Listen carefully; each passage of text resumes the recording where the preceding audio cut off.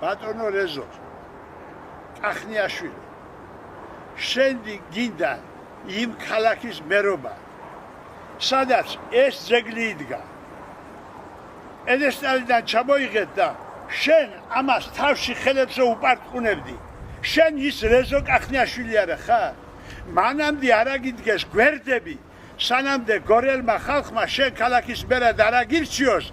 ან სიცხლი იმათ რომ შენ ქუჩაში გავლის საშუალებას გაძლევენ და იმ ხელა თავხედობას იცენ რომ კიდევ ქალაქის მერობაზე შენ კანდიდატურას აყენებ მაგრამ